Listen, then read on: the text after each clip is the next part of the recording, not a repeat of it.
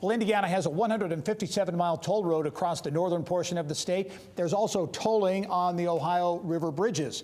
INDOT recently released a feasibility study to determine if additional tolling along heavily traveled I-65 or I-70 might make sense to pay for long-term infrastructure projects.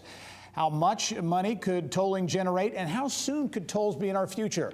For some answers, I'm pleased to be joined, as always, by Indiana Chamber of Commerce President Kevin Brinegar. Kevin, welcome to the program. Hello, Gary. Okay, first of all, a lot of people talk about tolling. Is it accurate to say that tolling is a foregone conclusion? It's going to happen? Not a foregone conclusion. The General Assembly did put language in the transportation infrastructure bill that it passed this year that gives the authority to the governor to explore tolling and to petition the U.S. Department of Transportation for the permission and opportunity to toll certain roads. And what we need to recognize is that the funding package that passed this year was really for maintenance. 40% of that money goes to local government and to finish some projects that were started. But when you talk about adding lane miles, going from 4 lanes to 6 lanes on major interstates all across the state, you're talking about sums of money that are beyond INDOT's current budget. And so tolling is the most realistic way to make those needed improvements. And you mentioned that legislation generating ultimately about $1.2 billion a year, right? So that's a big number.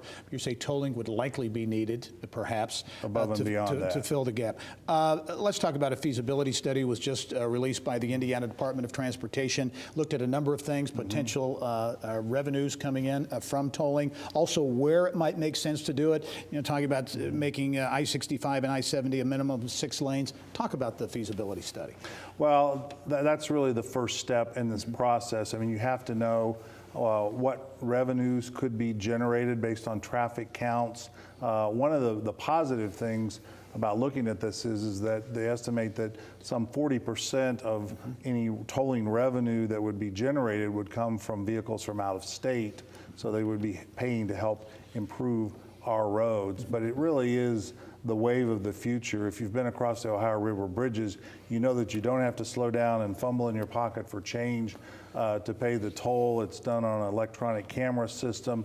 You just breeze right through, and then the toll bill comes to your home, and you can pay that when you pay your monthly bills. Yep. Next steps. This is, as you mentioned earlier, it's not going to happen overnight. If it does happen, this is a process. Yeah, this is a process that will take several years.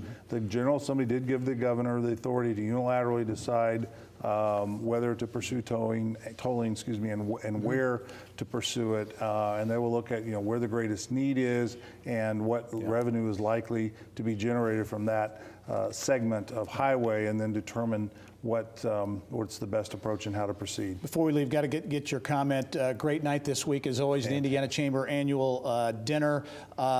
Great awards handed out. Peyton Manning, keynote speaker at that event. 2,000 people, a huge crowd at the convention center. There's Tom Easterday from Subaru. He was the business leader of the year. Goshen won the community of the year. Scott McCorkle, visionary leader of the year. Ed Soliday, government leader. Your take? Wonderful evening, record crowd by a 500-person jump.